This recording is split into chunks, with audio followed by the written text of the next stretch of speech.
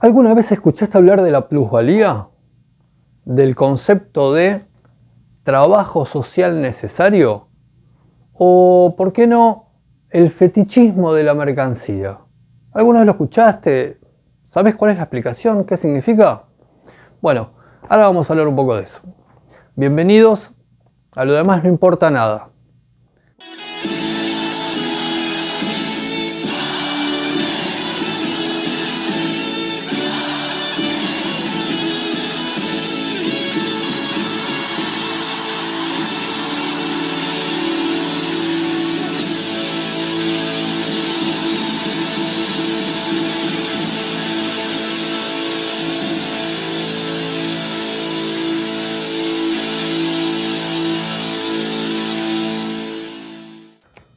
Y entonces, ¿de quién estamos hablando? Sí, efectivamente de Marx, con esa enorme gran obra que fue El Capital. Pero pongámonos un poco en contexto, porque ¿de qué trata El Capital? De una crítica al capitalismo. Claro, pero ¿cómo se desarrolló el capitalismo? ¿Cuándo empezó? Porque si bien empresas y manufactura hay desde la antigüedad, mucho antes de la revolución industrial, pero con la revolución industrial se incorporó tecnología.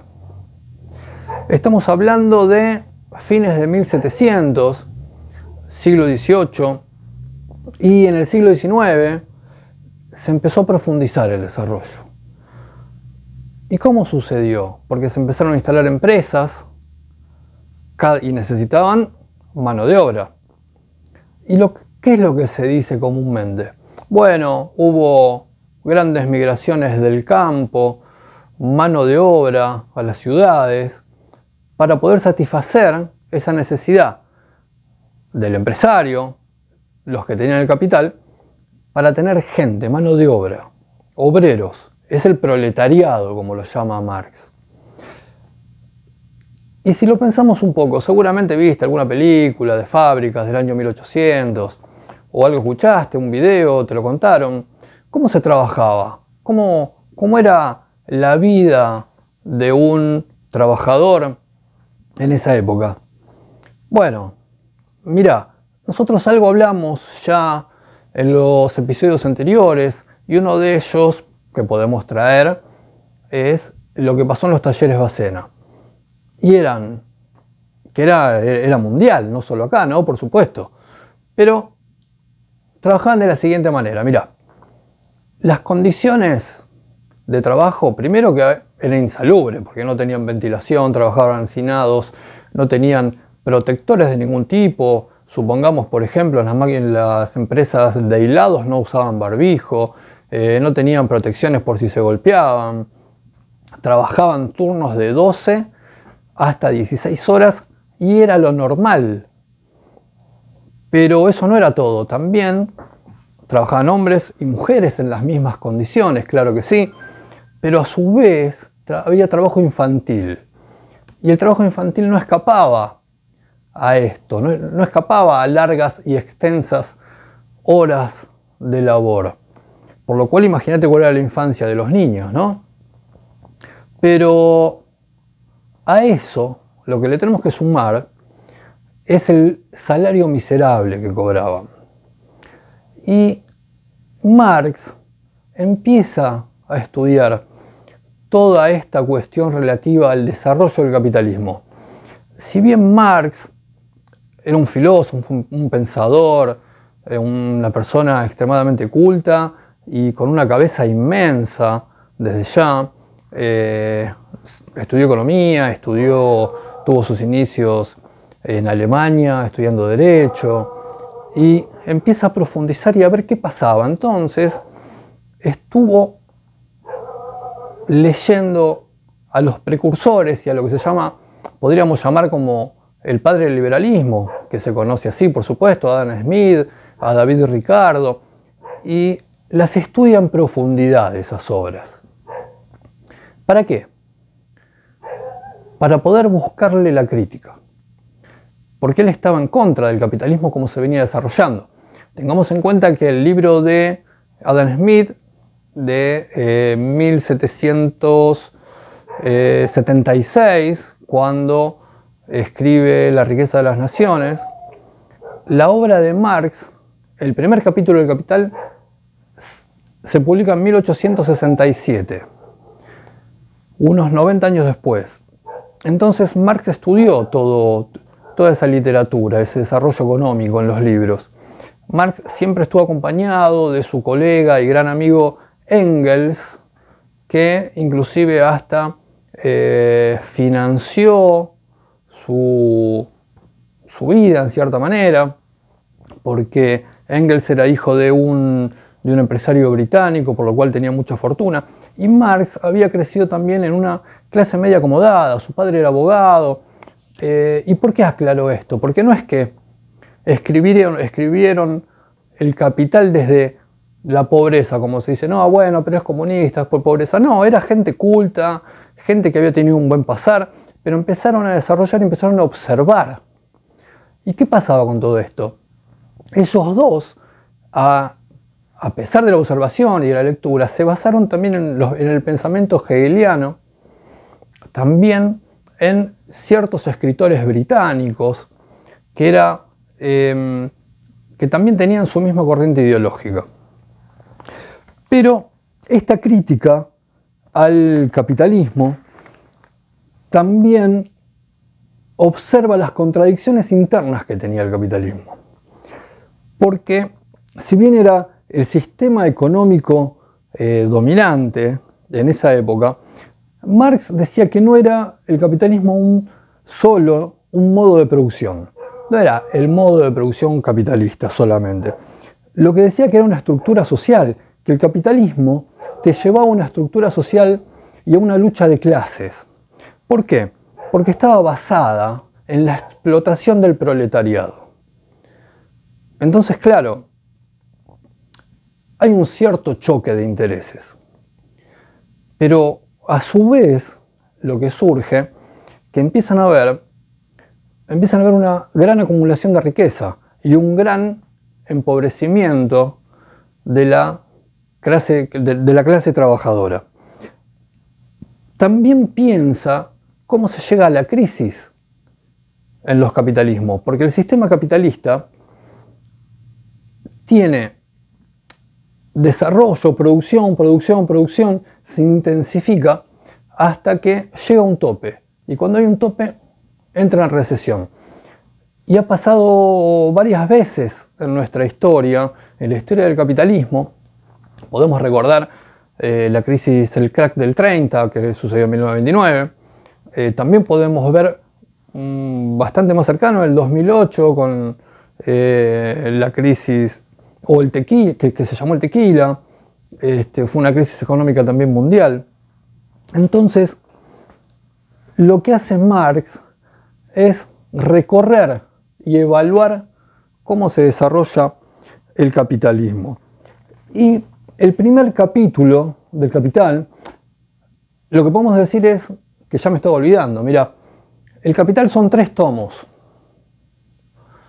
Desde que se empezaron a investigar, que fue un recorrido durante muchos años, estuvieron 10 años trabajando el primer tomo entre Marx y su compañero. El primer tomo sale en 1867 y es el único tomo que sale en vida de Marx. Los otros 2 tomos salen en forma posterior, que lo había trabajado, por supuesto, con su amigo, y hay varias críticas, o si se quiere, depende de dónde se mire, ¿no? Porque hay muchos que dicen, no, bueno, fue modificado después de las ideas de Marx, y en realidad Engels lo había trabajado con él.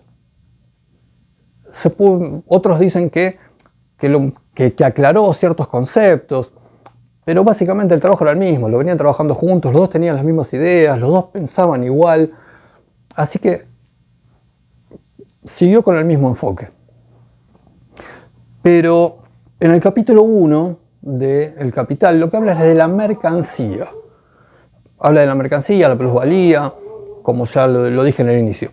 Y ahora vamos a empezar un poco a hablar de las mercancías. ¿Qué son las mercancías? Y cómo son sus valores y cómo se llega a los precios y a obtener la plusvalía del capital. Ahora te lo cuento.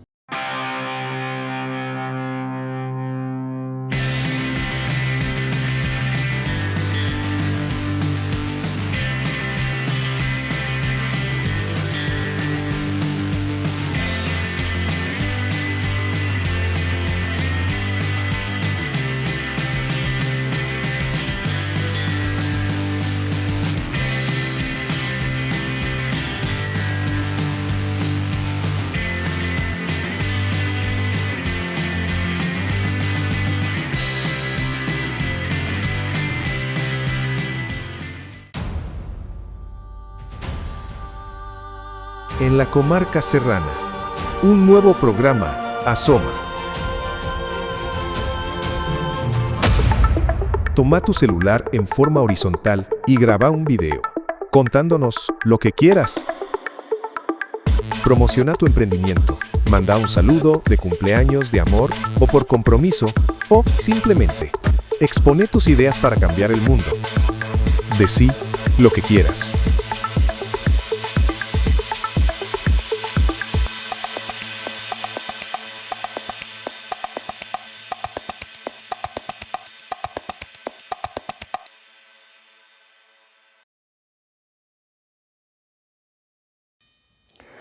¿Y a qué llama Marx? ¿Por qué llama proletariado? El proletariado viene de prole, es un término griego que en la antigüedad se usaba como descendencia y se refería a la descendencia como la capacidad de trabajo, cuántos eran para trabajar, cuántas manos tenía ese padre con la descendencia. Marx toma el término de ahí, pero lo toma como el esfuerzo que tiene un solo trabajador, la capacidad de trabajo. Así lo toma, ese es el proletariado, es el individuo que pone su esfuerzo al servicio del capital y lo intercambia por un salario. También no tenemos que olvidarnos que Marx piensa todo esto y desarrolla sus libros casi 100 años después de la obra de Adam Smith. Claro, con una ventaja. Marx en ese tiempo, el capitalismo se desarrolló y empezó a observar y empezó a ver las desigualdades, las condiciones laborales, la acumulación del capital, empieza a ver un montón de cosas. Que Adam Smith, si bien lo planteaba teóricamente, no lo podía ver, no lo vio. Por lo cual esa obra empieza, enfrentada con Marx, empieza a encontrar sus contradicciones, que es lo que hace Marx.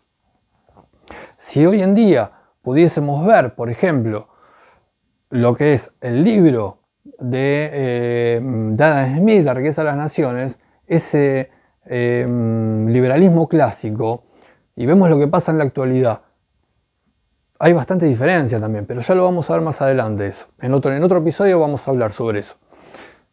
Marx empieza el capítulo 1 del Capital con el concepto de mercancías. Y las mercancías no es otra cosa que los bienes producidos en las fábricas por el proletariado. Entonces, el trabajador al servicio del capital trabaja, supongamos, en esa época 10, 12 horas, 14, 16, no importa. Recién más 1800 y pico, ahora regresamos, pero ante todas esas condiciones duras de trabajo, insalubridad, 16 horas de turno, se empiezan a unir los trabajadores, porque era la manera que tenían de enfrentar esas malas condiciones laborales. Surgen los sindicatos con el lema de 8 horas, 8 horas.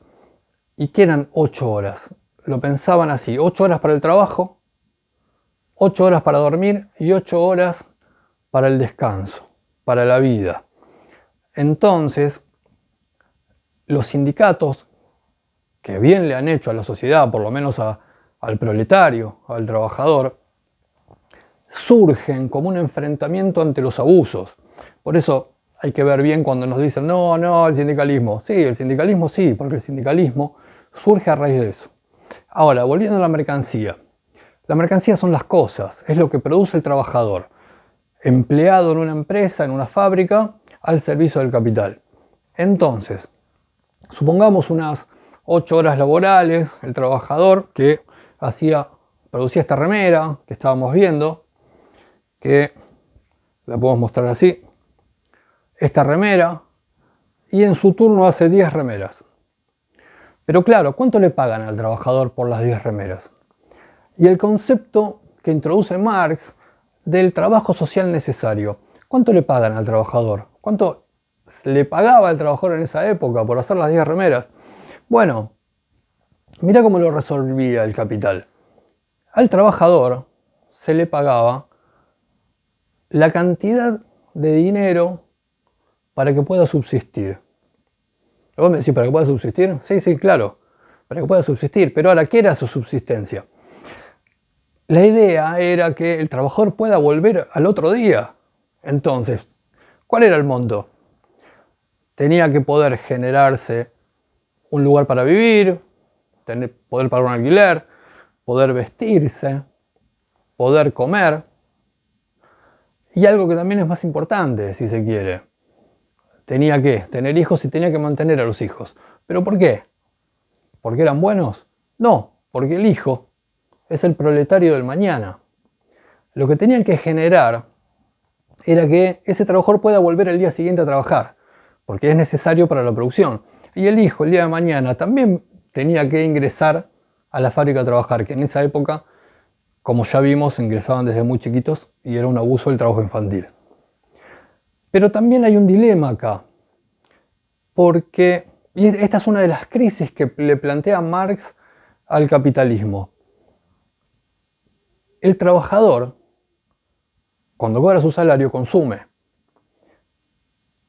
Y si bien el capitalismo cada vez tiene que producir más para poder sostenerse como capitalismo y no entrar en una recesión, si el trabajador, estamos hablando como conjunto social, ¿no? Si la gente, por decirlo de alguna manera, tiene poder adquisitivo para poder comprar, se produce más, la empresa vende más. Se produce, se vende, compran. Ahora, ¿pero qué sucede? El punto es que cuanto más le paga el trabajador al proletariado, menos ganancia tiene el capital. Entonces, esa es una de las contradicciones. Ahora, Marx llama al trabajo social necesario como lo que le pagan al trabajador y la diferencia en lo que se vende la mercadería, que podría ser esta remera, tomarlo como ejemplo, eso es la plusvalía. Marx lo llama plusvalía. Entonces, ¿la plusvalía cuál es? La diferencia entre lo que le tiene que pagar al trabajador y lo que vale la remera al final del ciclo para poder venderla.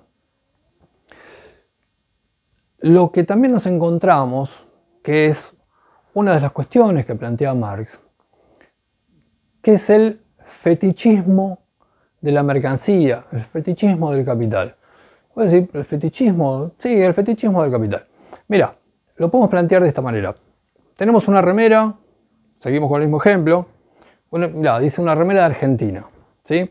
Entonces uno puede decir, bueno, no sé, hay algo, estamos en plena época de mundial, la gente empieza a sentir un sentido profundo por las remeras argentinas y quiere tener muchas remeras argentinas.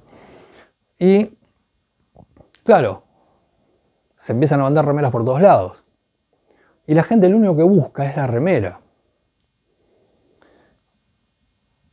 Y Marx plantea como fetichismo de la mercadería, de las mercancías, es que nos pagan con mercancía, vivimos rodeados de mercancías, buscamos mercancías y nuestra vida termina siendo una mercancía. Marx plantea que terminamos siendo cosas. Somos cosas. ¿Por qué? Porque entras a un centro comercial y Marx habla del encantamiento, que las mercancías nos encantan.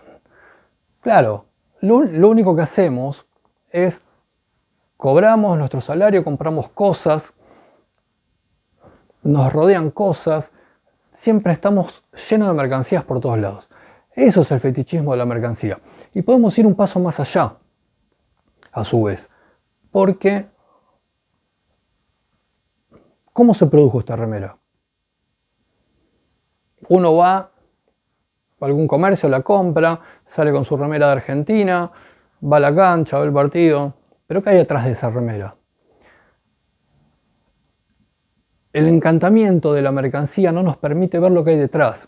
Y posiblemente detrás puede haber trabajo esclavo, como sucede en los talleres clandestinos, por ejemplo, que tienen gente hacinada, menores, indocumentados, que se aprovechan de esas situaciones para pagar salarios baratos y para poder producir esta remera en este caso. Entonces el encantamiento de la mercancía es eso, solo nos dejamos llevar por la mercancía, nuestra vida es una mercancía, pero nos perdemos de todo lo que hay atrás. Y esa es una gran crítica de Marx, si no me equivoco es el capítulo 24 del Capital, pero es un concepto muy interesante para desarrollar porque ese es el trabajo del proletario, del proletariado. A su vez también lo que tenemos que ver, que lo vamos a hablar ahora en el próximo bloque, es el capital originario del capital. ¿Cómo surgió el capitalismo? Y es muy interesante y doloroso a su vez, pero ahora lo vamos a ver.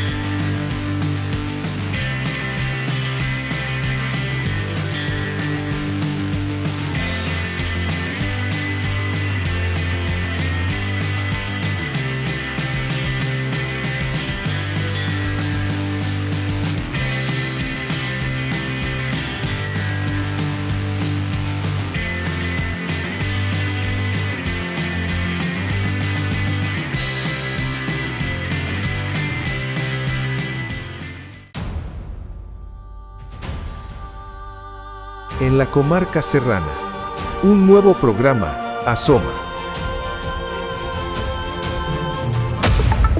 Toma tu celular en forma horizontal y graba un video, contándonos lo que quieras.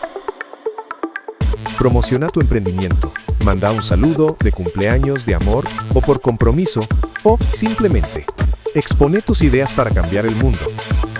Decí lo que quieras.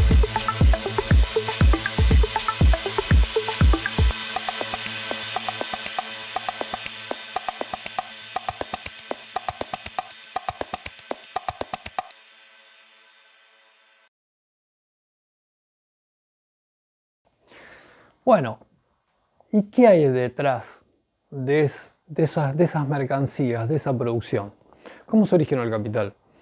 Mira, el liberalismo clásico, lo que decía así muy por arriba, sin demasiada descripción, es que, bueno, que el capital se originó porque había un grupo de vagos que no trabajaba y había otro grupo de gente que no eran vagos que trabajaron y acumularon capital.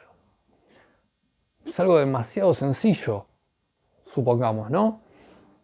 Pero la realidad es otra. La realidad es que el capital, por ejemplo, en Gran Bretaña, lo que fue en esa época, ¿te acuerdas que yo te había dicho? Esas grandes cantidades de mano de obra, la gente que dejaba los campos y iba a las grandes ciudades. No lo dejaban porque sí, el campo. No era que decían, bueno, nos vamos a la capital, a las grandes ciudades, a la urbe, donde están las fábricas, vamos a trabajar por un sueldo miserable, condiciones de trabajo muy precarias. No lo hacían porque tenían ganas, sino lo hacían porque eran expulsados de las tierras que tenían para trabajar. En esa época, la gran mayoría de la gente en los campos tenía pequeñas porciones de tierra y también había tierras comunales que podían trabajar y sacar ganancia. Esas eran economías más que nada de subsistencia. ¿Y por qué de subsistencia?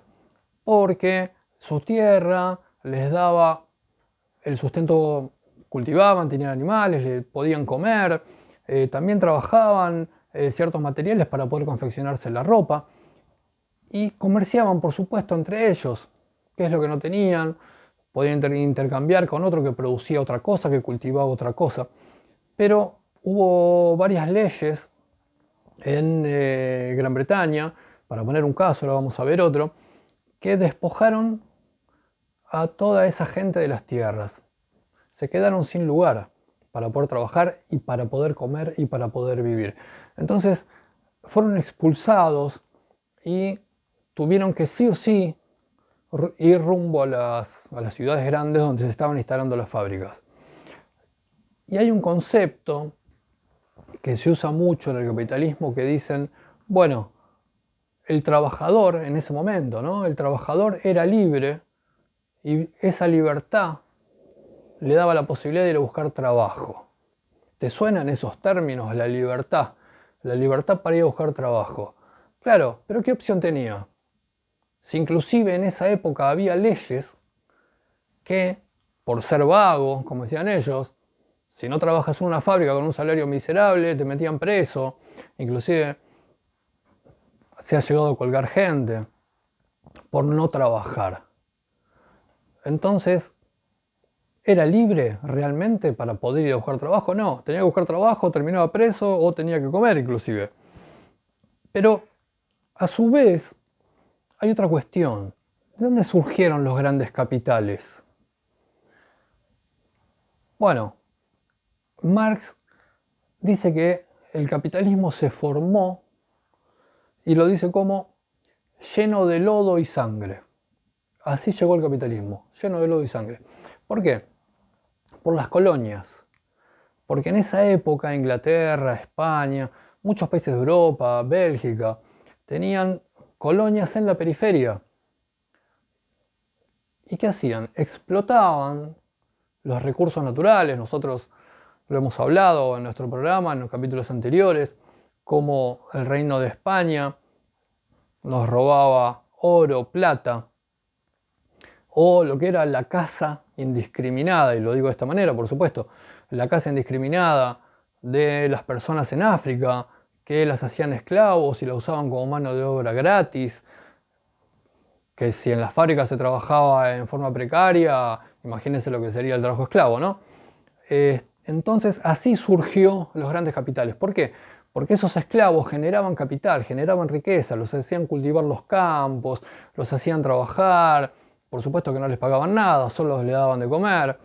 Entonces todo eso fue incrementando el capital de esos expedicionarios, si lo queremos llamar de alguna manera, esos aventureros que iban a lugares desconocidos para ellos, no para la gente que se robaban, ¿no?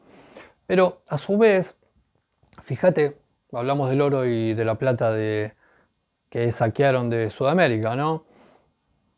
¿Cómo desarrolló Gran Bretaña su industria? Y claro, en Sudamérica, ¿viste las películas, que uno ve las películas de piratas y que entre otras cosas se romantiza al pirata, ¿no? Cuando en realidad eran ladrones con patente de corsarios que le emitían los reyes. Pero bueno, todo el saqueo, por ejemplo, de Sudamérica, que transportaban en galeones el oro y la plata, eran interceptados por los piratas, que eran los barcos ingleses de Gran Bretaña, y le robaban los tesoros.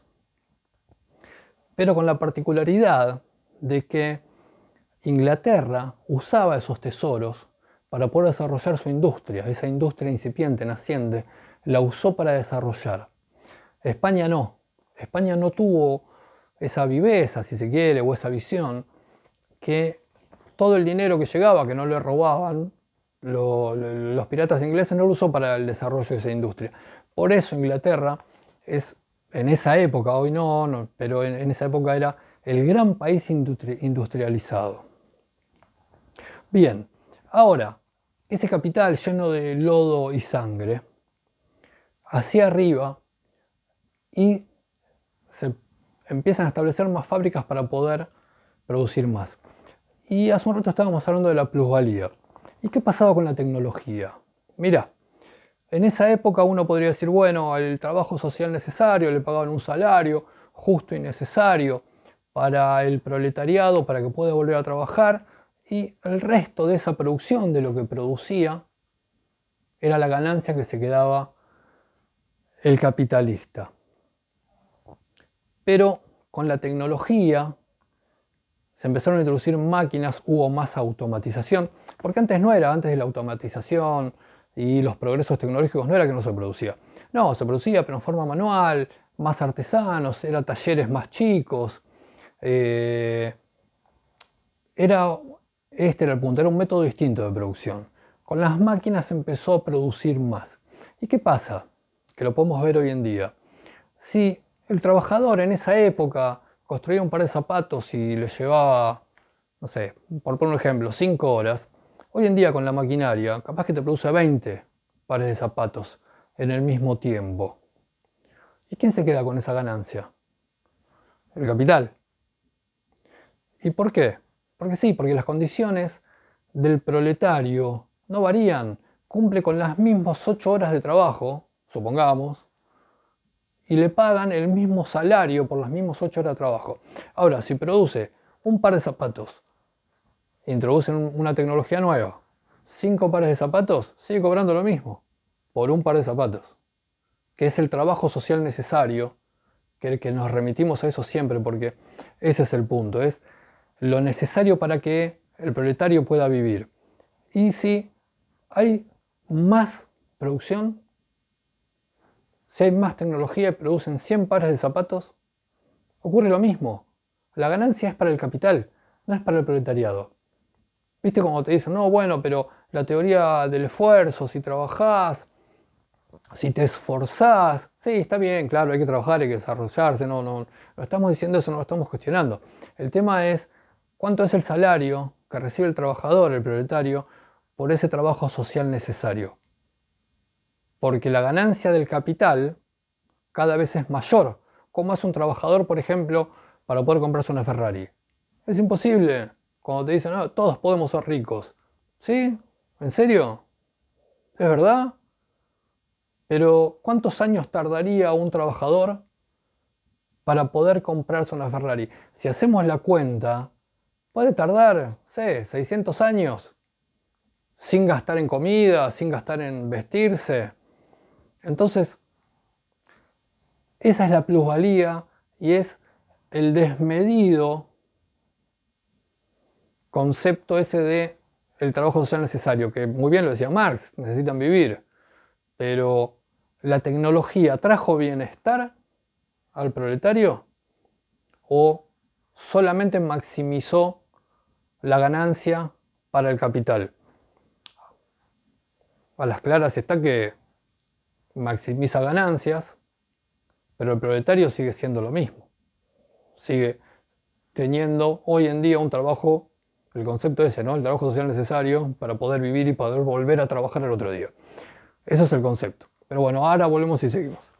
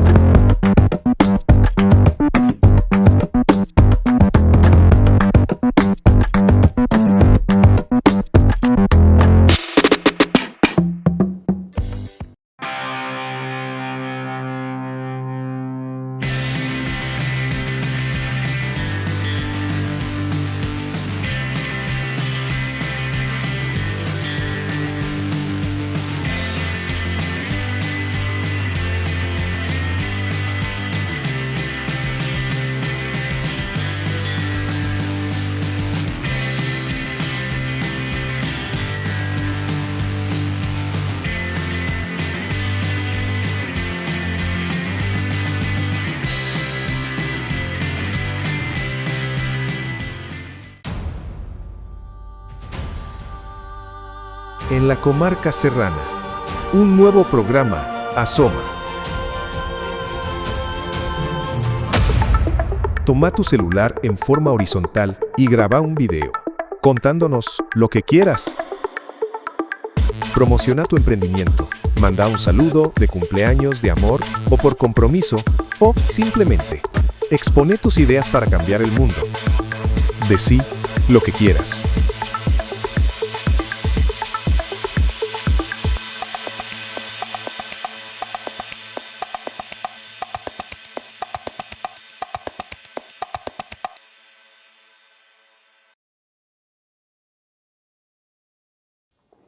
Bueno, y entonces, ¿cómo podemos resumir esto que dice Marx con el concepto de trabajo social necesario y la plusvalía?